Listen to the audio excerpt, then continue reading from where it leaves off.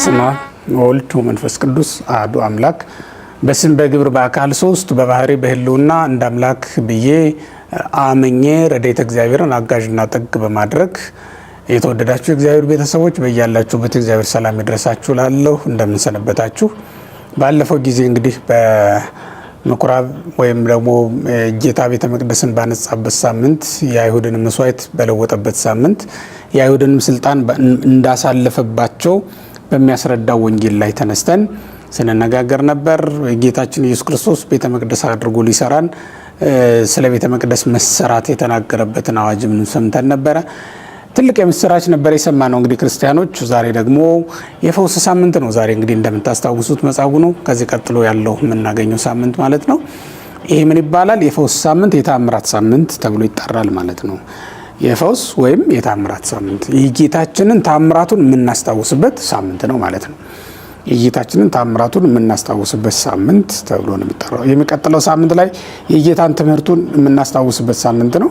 ይህን ደግሞ ተአምራቱን የምናስታውስበት ሳምንት ነውና እግዚአብሔር እንዳለፈው ጊዜ ሁሉ ቀናችንን ጊዜያችንን ባርኮልን በመካከላችን ተገኝቶ እንዲያስተምረን የተማርነውን ደግሞ በልቡናችን ላይ እንዲጽፍልን የእግዚአብሔር መልካም ፈቃዱ ይሆነልን። ወደ ትምህርታችን እንሄዳለን። እንግዲህ ይህ ሳምንት መጻጉዕ ተብሎ ነው የሚጠራው። በዮሐንስ ወንጌል ምዕራፍ 5 ከቁጥር 1 ጀምሮ የተቀመጠው የወንጌል ቃል የሚነበብበት ሳምንት ነው። የመጻጉዕ ሳምንት ተብሎ ይጠራል። መጻጉዕ መጠሪያ ስም አይደለም፣ የግብር ስም ነው። ክርስቲያኖች የግብር ስም ነው ማለት መጻጉዕ ማለት በሽተኛ ማለት ነው እና ወደ በሽተኛው ዓለም ነው የመጣው እና ለአዳምና ለልጆቹ በሙሉ የተሰጠ ስያሜ ነው ይሄ እንጂ ለአንድ ሰው በሽተኛ ብቻ የተሰጠ እንዳይመስላችሁ ለማለት ነው። እንደውም ሊቃውንቶች ሲተረጉሙ መጻጉዕ የተባለው ወይም በሽተኛ የተባለው አዳም ነው። ይሄ በሽተኛ በመጠመቂያ ስፍራ ላይ ተኝቶ ወረፋ ይጠባበቅ የነበረ ሰው ነው። ነገር ግን ሰዎቹ ከኋላው እየመጡ እየዳኑ የሄዱ ቢሆንም ቅሉ እሱን ወደ መዳኛው ስፍራ ወይም ድህነት ወደሚገኝበት ስፍራ የእግዚአብሔር መልአክ ከሰማይ ወርዶ ውሃውን ባናወጠው ጊዜ በባረከው ጊዜ ያን ጊዜ አንዳንድ ሰው ብቻ ይድን ነበርና ለምልክት የምትሆን ያን ጊዜ ወደ ባህሩ ወደ መጠመቂያው ስፍራ የሚወርደው ሰው በማጣቱ ሳይድን የኖረ እስከ ክርስቶስ መምጣት ድረስ አልጋው ላይ ተጣብቆ የኖረ ሰው እንደሆነ መጽሐፍ ቅዱስ ይነግረናል ማለት ነው። ለ38 ዓመት እንዲሁ በአልጋ ላይ የቆየ ሰው እንደሆነ ረጅም ዓመት የታመመ ነው። በጣም ይገርማል። እንዲህ አይነት ሰው ነው ያጋጠመው። ያውም ደግሞ ይሄ ሰው ያልነበረው ሰው ነው። ያ ማለት ምን ማለት ነው? ይድን ዘንድ ይፈወስ ዘንድ ወደ መጠመቂያው ስፍራ የሚወርደው ሰው ያልነበረው ሰው ነው። እንዲህ ባለ ብሶት ውስጥ የነበረ ሰው ነው። እንግዲህ ሰው ባለመኖሩ ሰው የሌለው በመሆኑ በስነ ልቡና ተጎድቷል ወይም ታማሚ ነው። ከአልጋ ጋር የተጣበቀና ለብዙ ዘመናት አልጋ ላይ የቆየ ሰው በመሆኑ ደግሞ አቅም አንሶት ወደ መጠመቂያው ስፍራ ገብቶ መጠመቅ የማይችል ሰው ሆኗል። የዳኑትም ሰዎች ደግሞ ዙረው የማይመለከቱት እንዲሁ ዝም ብለው አልፎ የሚሄዱ ሰዎች ነበሩ እንጂ ማንም ሰው ለሱ አራርቶለት አዝኖለት ወደ መጠመቂያው ስፍራ ወርዶት እንዲፈወስ የረዳው ማንም አልነበረም። የሚገርመው ነገር እንዲህ ባለ ሁኔታ የቆየና ተስፋ የቆረጠ ሰው እንደነበረ እንመለከታለን ማለት ነው።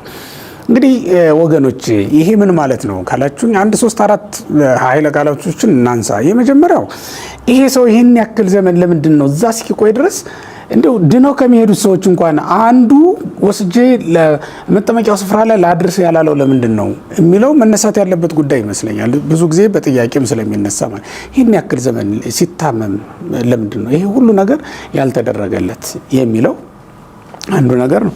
እውነት ለመናገር በብዙ መንገድ የታመሙ ሰዎችን የሚረዳቸው ሰው ጠፍቶ አያውቅም። እንደው ይሄ ሰው ግን በጣም በረታበት። አሁን ይሄ ሰው ከኢዮብ ይብሳል። ኢዮብስ ወዳጆቹ እና ሌሎችም ዘመዶቹ በታመመ ጊዜ ከበውት ያጽናኑት የነበረ ሰው አይደል እንዴ? በእርግጥ የቀናት ልዩነት ቢኖራቸውም የዘመን ልዩነት ቢኖራቸውም ቅሉ ማለት ነው።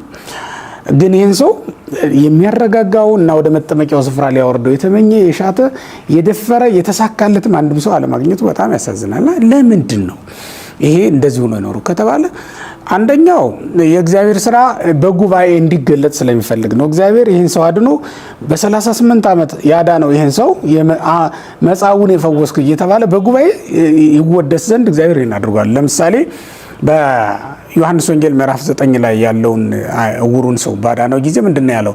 የእግዚአብሔር ስራ በሱ ይገለጽ ዘንድ ነው። በጉባኤ የሚሰጥ ታምራት አለ፣ ለብቻ ደግሞ የሚደረግ ታምራት አለ። ክርስቲያኖች ለብቻችሁ ነግራችሁት በስውር የነገራችሁትን በስውር ያደረገላችሁ ጊዜ አለ አይደል?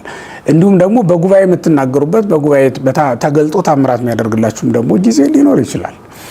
የእግዚአብሔር ማዳን ልዩ ልዩ መንገድ እንዳላት ማሳየት ነው እና እግዚአብሔር ይመሰገን ዘንድ ነው ይህንን ያደረገው።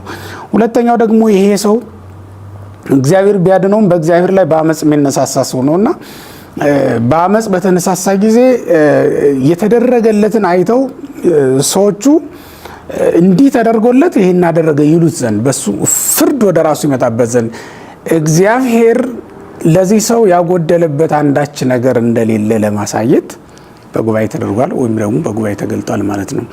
ምክንያቱም ይህ ሰው በኋለኛው ዘመን ክርስቶስ በሚሰቀልበት ሰዓት በክርስቶስ ላይ በሐሰት ከመሰከሩ ምስክሮች መካከል አንዱ ነው። ግን ደግሞ እግዚአብሔር በግልጥ በሰው መካከል ያዳነው ሰው ነው እና ስላዳነው ስለ እግዚአብሔር እንዲያድነው ይፈልጋል። ግን ደግሞ ስላዳነው ስለ እግዚአብሔር ወይም ስለሚያድነው ስለ እግዚአብሔር ምንም እውቅና የሌለው ሰው ነው። ለዚህም ነው እንደውም አይታችሁ ከሆነ እንደው መዳን ትፈልጋለህ ተብሎ ሲጠየቅ ምንድነው ያለው? ሰው የለኝም ነው ያለው። አሁን እዛ ቦታ በእውነት ሰው ነው የሚያስፈልገው? አሁን እዛ ቦታ የመጣው ሰው እንዲያድነው ሰው እንዲረዳው ፈልጎ ነው? እግዚአብሔር እንዲረዳው አይደለም እንደ የመጣው? ግን እግዚአብሔርን ተስፋ የሚያደርግ ሰው አልነበረም ይሄ ሰው ማለት ነው። እና የዘገየበት አንዱ ምክንያት እግዚአብሔርን ተስፋ የማያደርግ ሰው ስለነበረ ነው። ሰው ነው ተስፋ የሚያደርግ የነበረው እንጂ ሲጠብቅ የነበረው እግዚአብሔርን አልነበረም ማለት ነው እንጂ እግዚአብሔርን ተስፋ ቢያደርግ እግዚአብሔርን ቢጠብቅ ኖሮ በመጀመሪያም አንድ ሰው አስነስቶ ባዳነው ነበር።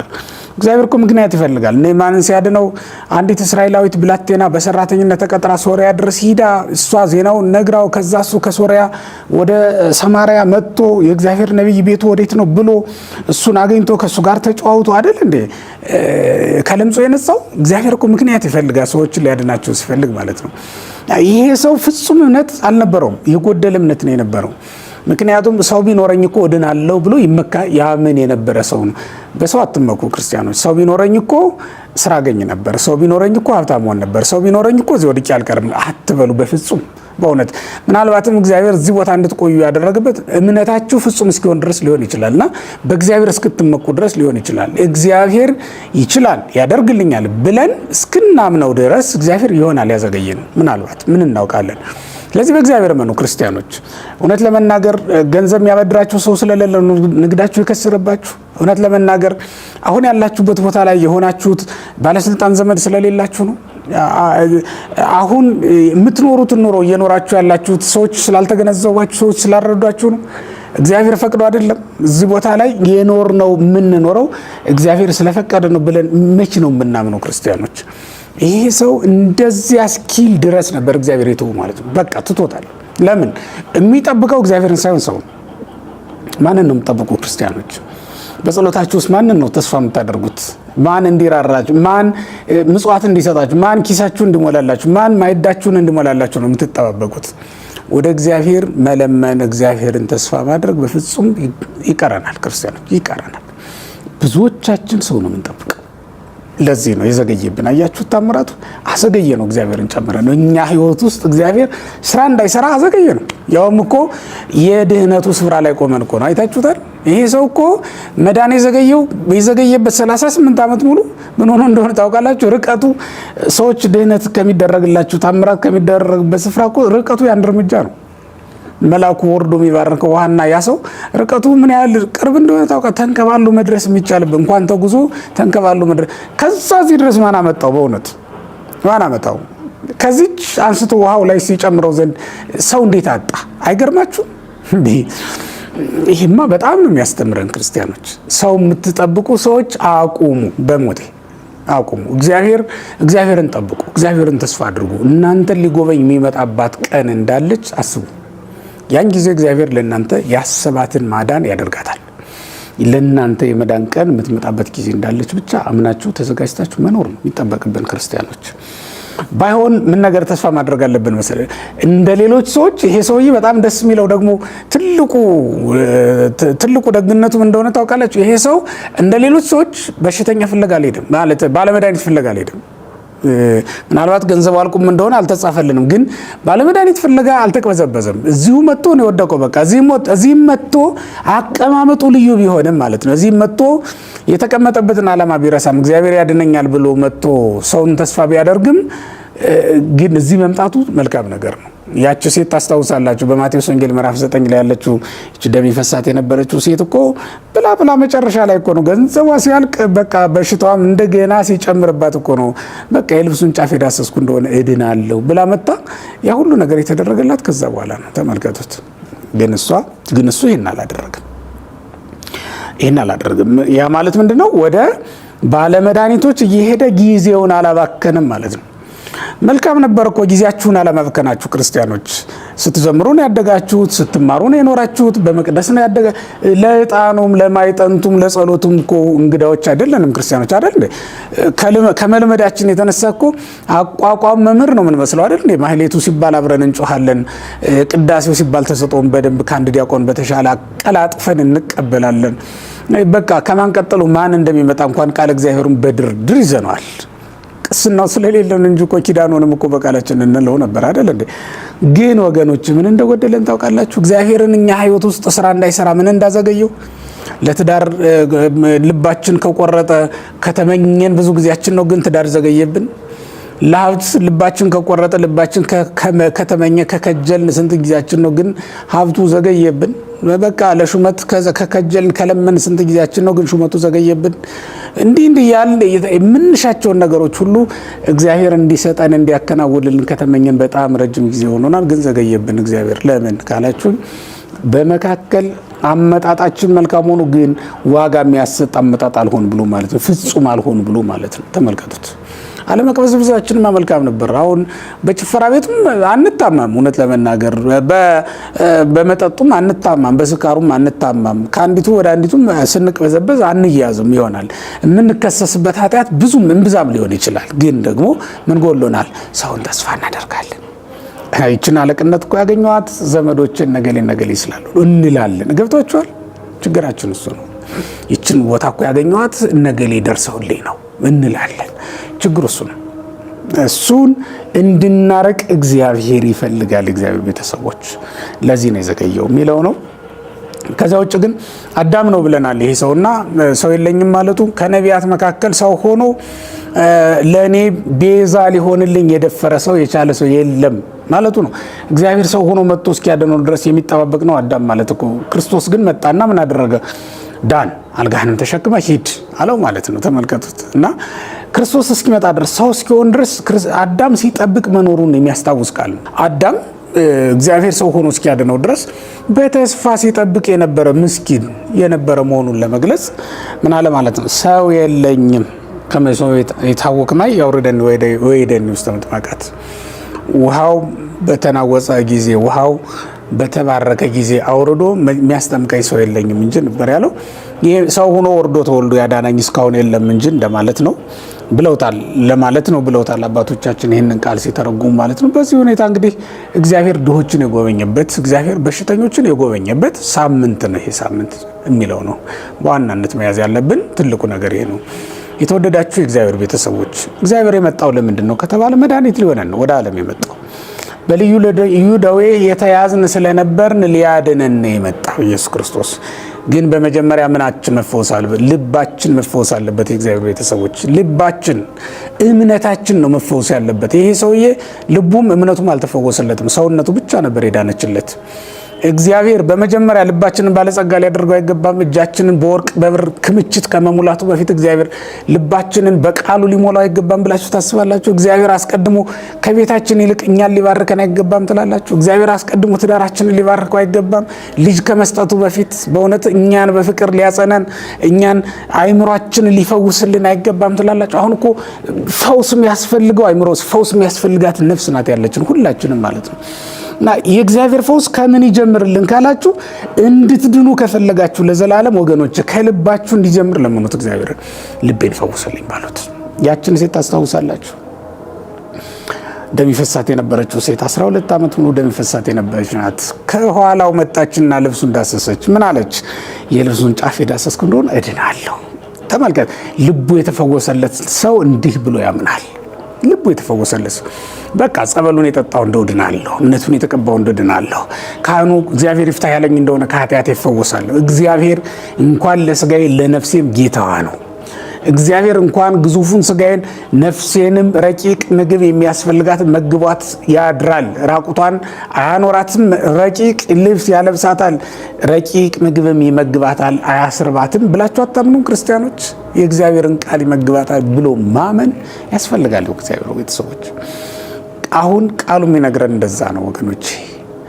ቃሉ የሚነግረን እንደዚያ ነው። ፈውስ ከዚያ መጀመር። የመጻጉዕ ግን አካሉ ስለነበር የተፈወሰው እንዴት አይነት ትልቅ ፈውስ እንደተደረገለት ተመልከቱት። አልጋውን ተሸክሞ እስኪሄድ ድረስ አያችሁት? አልጋውን ተሸክሞ እስኪሄድ ድረስ እኮ ብርታት ጉልበት ሰጠው። በአንድ ጊዜ የሚያገግም ሰው እንደዚህ ነበረ አይደለም። ግን እንደሄድ አልተመለሰም። ያዳነው እንኳን ማን እንደሆነ ለማወቅ ጊዜ አልነበረውም። በተሰጠው ነገር ምድሪቱን ሞላት። ሄዶ ለካህናት ተናገረ። ያዳነኝ እሱ አልጋን ተሸክመ ሄድ ብሎኛል ብሎ ለካህናት ሁሉ ተናገረና ጠላት ቀሰቀሰበት በእግዚአብሔር ላይ ማለት ነው። ጠላት አሁን በእግዚአብሔር ላይ ጠላት የሚቀሰቅሱ ሰዎች አሉ። ይመጣሉ፣ እግዚአብሔር የለመኑትን ልመናቸውን ይሰማቸዋል፣ ስለታቸውን ያከናውንላቸዋል። አሁን በእውነቱ የኔንም ጸሎት አትሰማኝ የነገሌን ነው እንጂ የሚል ጠላት እዚህ መቅደስ ውስጥ ለእግዚአብሔር ይነሳበታል ማለት ነው።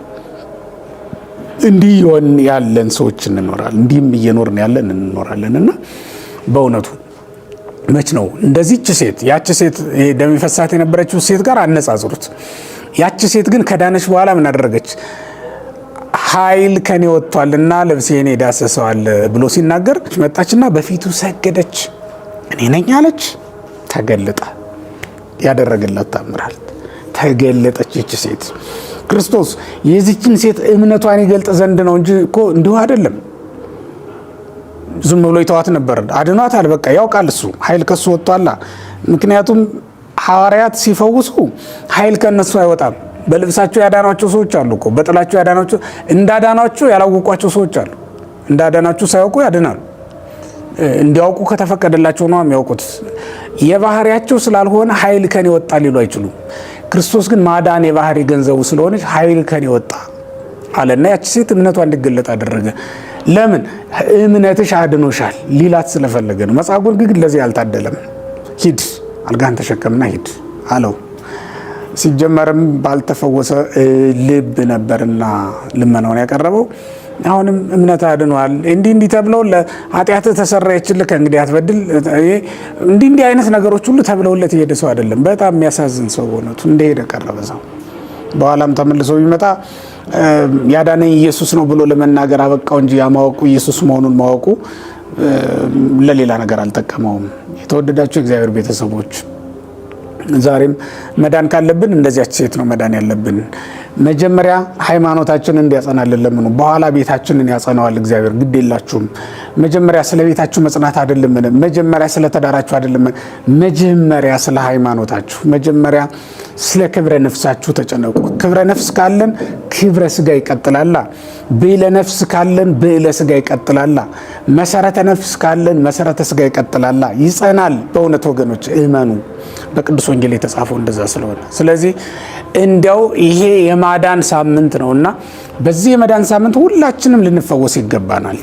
ለምንድነው መጻጉዕ ብለን የሰየምነው ይሄንን ሳምንት ከተባለ ሁላችንም በምንም አይነት ህይወት ውስጥ ብንኖር እግዚአብሔር የሚጎበኘን መሆኑን ለማሳየት፣ ሁለተኛ ደግሞ ምንም ያክል ብንታመም እግዚአብሔር እንደሚፈውሰን ለማሳየት፣ ሶስተኛ ደግሞ ምንም እንኳን የታመምን በኃጢአታችን ምክንያት ቢሆንም እግዚአብሔር ግን ይቅር ሊለን ፈቃደኛ እንደሆነ ለማሳየት ይህ ሳምንት መጻጉዕ ተብሎ ተጠርቷል ማለት ነው። ስለዚህ በዚህ ሳምንት የታመምን ሁላችን፣ የታመመች ነፍሳችን ይህን ሳምንት ልትሻገር አይገባትም፣ ልትፈወስ ይገባታል። አእምሯችን ሊፈወስ ይገባል። በቃሉ መፈወስን እንልመድ። በጸሎት መፈወስን እንልመድ። በእግዚአብሔር ቃል መዳንን እንልመድ። ከዳንም በኋላ ደግሞ ማገልገልን እንልመድ። ይሄ ሰው ያቺ የጴጥሮስ አማት ታስታውሳላችሁ። ጴጥሮስ አማት ወተንሳቶ ተለከቶሙ ነው የሚለው። ከዳነች በኋላ ተነስታ አገለገለቻቸው ነው የሚለው። እኛም ከዳን በኋላ የማገልገል ልምድ ይኖረን። ታስታውሳላችሁ አይደል? በድህነት ተይዘን የነበር ተጨንቀን ነበር እኮ እዳ እንኳን ምን ከፍለዋተን ምን በላዋተን የነበርንበት ዘመን እግዚአብሔር ግን ዛሬ ምን በላው አይደለም የምናተርፈው ሁሉ ሰጥቶናል። የታለ ግን ዛሬ ማገልገላችን? በገንዘባችን አገለገልንበት?